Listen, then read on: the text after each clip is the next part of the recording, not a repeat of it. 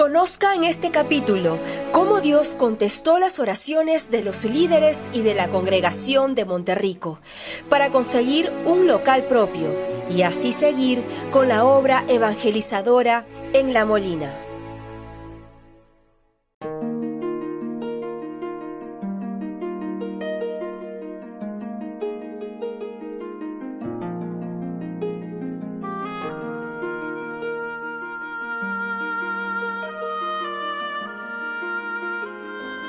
Cuando vimos el encuentro matrimonial nos dimos cuenta que así íbamos a llegar a matrimonios y llegando a matrimonios se convertían familias enteras con sus hijos.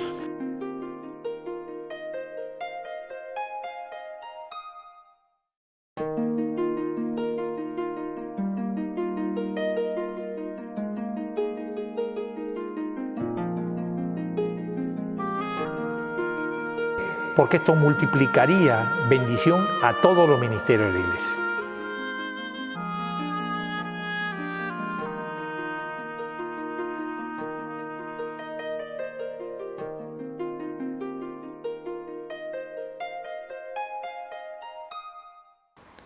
Porque traería damas para el ministerio de damas, hombres para el ministerio de caballeros, jóvenes para el ministerio de jóvenes, niños para el ministerio de niños. Y así fue. Así que lo establecimos como la columna principal de la iglesia, todo rotaría en función a esto y esta sería la principal estrategia. Y la verdad, hemos visto con los años que esos frutos se han dado. Gracias a Dios hemos visto frutos tremendos del poder del Señor para la gloria de Dios.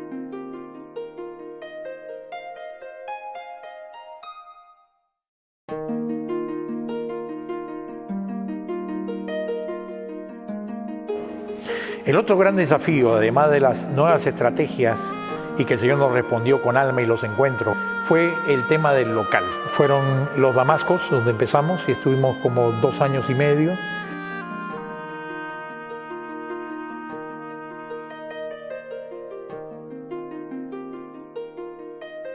En el Bucaré, en Camacho, lo que era la casa de la hermana Ruth Zúñiga que nos alquilaba, que estuvimos como unos 3 años, 3 más o menos. Y luego el local de los eucaliptos, en donde estuvimos 10 años. Estábamos ya nosotros en el año 2004 y no habíamos podido comprar un local. 2004, a la iglesia fundada en el 91, eran 13 años buscando local, comprar y no había opciones. Así que como pastores sabíamos lo crítico que es tener un local adecuado, bien ubicado, atrayente y además lo más pronto posible comprarlo para evitar esa hemorragia financiera constante que es pagar un alquiler mensual con dinero que se va al agua.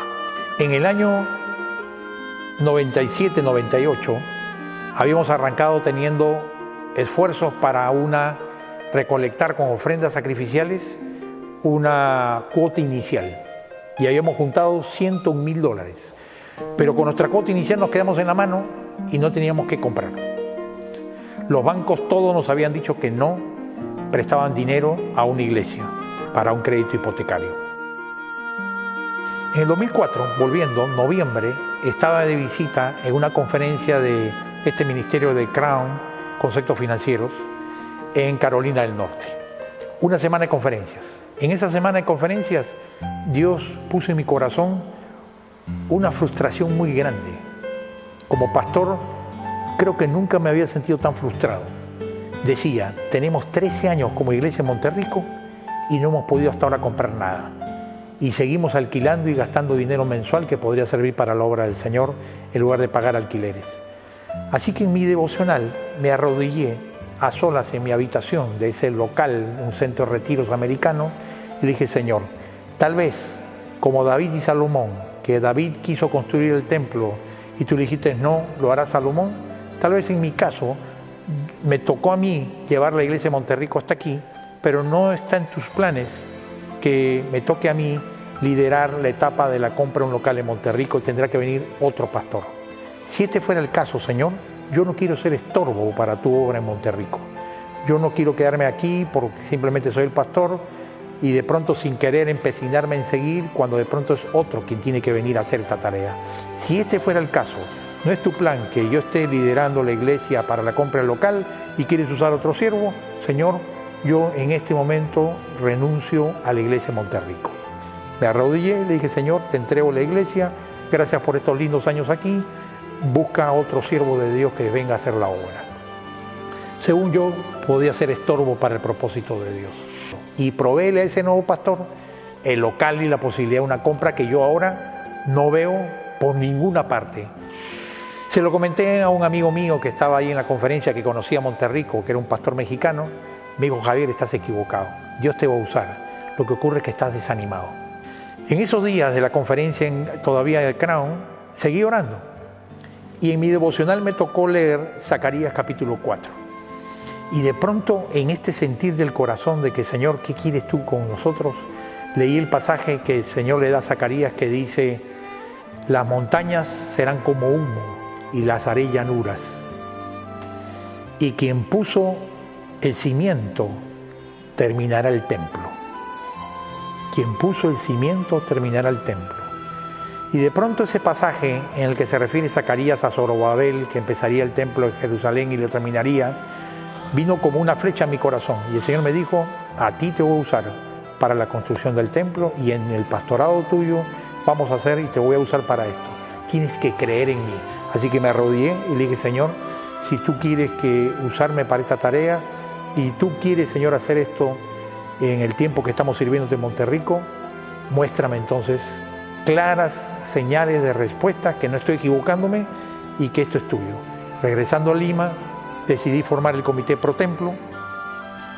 En enero del siguiente año, 2005, constituimos el comité pro templo para buscar el local y en enero de 2006, un hermano del comité pro templo, Saúl Calderón, encuentra este local, un local abandonado y cerrado que había sido para venta de autos, con un letrero que decía, se vende, llama al teléfono tal. Llamó Saúl y le dije, Saúl, diles que es una iglesia de frente para que no digan sí o no. Y resulta que el dueño era el banco. Y el banco le dijo, el local está en venta y a quien lo compre, el banco le da línea de crédito.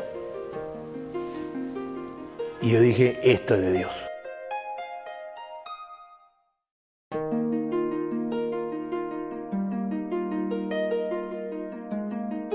¿Qué aprendimos? Un servidor aprendió lo que ya la palabra nos enseña a todos los cristianos, que hay que estar dispuesto a renunciar a los sueños de uno. Para mí la experiencia en el 2004 en Crown fue como Abraham con su hijo.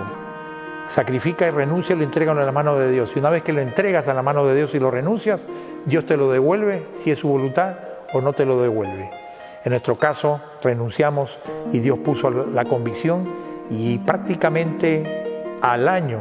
Eso fue indudablemente una respuesta del Señor, que Dios tenía propósitos con Monterrico y quería darnos a la iglesia de Monterrico un local propio que sea base estratégica para seguir evangelizando y ganando familias para Cristo. Gloria a Dios por eso. Fuimos una de las primeras iglesias en Lima al encuentro con Dios en recibir crédito de un banco.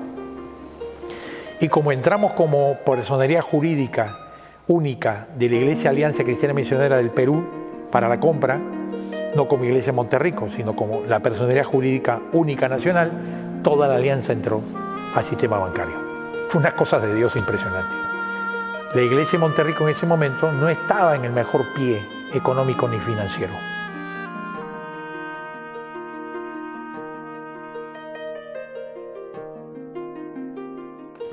Pero Dios nos había dado la convicción a un grupo de hermanos de que una cosa es dar plata para cubrir un déficit mensual de la iglesia y otra cosa es dar dinero para la compra de un local, y que la compra de un local despierta una motivación distinta, un desafío diferente, y que la gente podría estar dispuesta a dar ofrendas sacrificiales para la compra de un local, aunque en el presupuesto mensual no estemos cubriendo todos los gastos. Así que con esa propuesta en mente y esa explicación, convocamos a la asamblea de la iglesia de Monterrico para que la decisión sea tomada por la máxima autoridad de la iglesia, que según estatuto de la alianza no es ni el pastor ni el comité administrativo, sino la asamblea, es decir, la totalidad de los miembros bautizados de la iglesia en su conjunto. Presentamos el desafío a la asamblea y ese día fue impresionante. La respuesta de la asamblea en votación fue unánime. Todos dijeron a una, esto es de Dios, pastor, lo compramos. Una anécdota. Durante la asamblea misma, una vez que se aprobó la compra, dijimos, ok, al hacer la promesa de fe para cubrir la cuota del banco mensual, repartimos papeles, recogimos los papeles y los compromisos no alcanzaban a la cantidad mínima del pago de la cuota mensual. Y me acuerdo que ahí mismo contamos con la asamblea y dijimos, nadie se va, vamos a contar si llegamos, porque si no, una cosa es decir compremos y otra cosa es decir paguemos. Y dijimos, hermanos, nos falta fe, no alcanzamos a pagar la cuota. Así que de nuevo vamos a entregar los papeles. Otra vez entregamos los papeles y dijimos, hay que aumentar nuestros compromisos que todos hemos hecho, mensuales.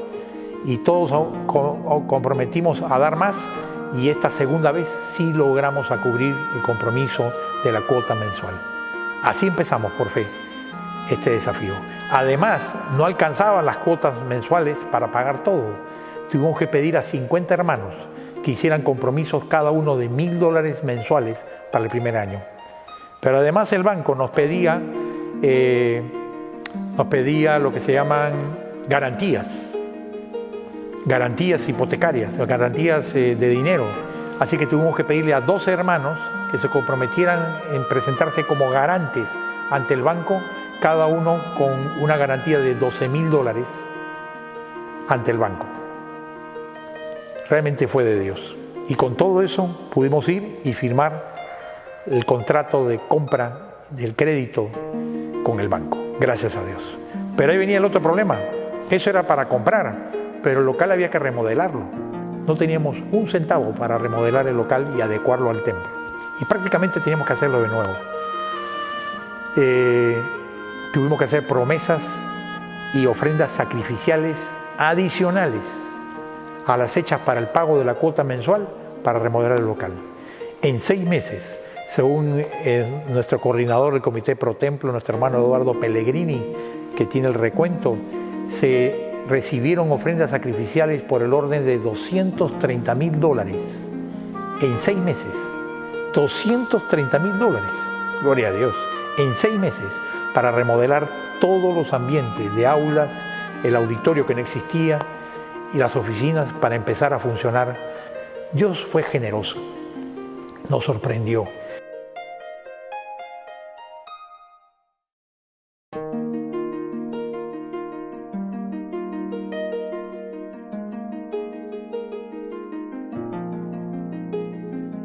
Hicimos el primer culto el último domingo de octubre del 2006 y el culto inaugural del nuevo templo, dando gloria a Dios, el primer domingo de noviembre del 2006. Qué momentos tremendos de fe, de congregación, de gozo y de gratitud que son imborrables en la memoria de todos los que lo vivieron.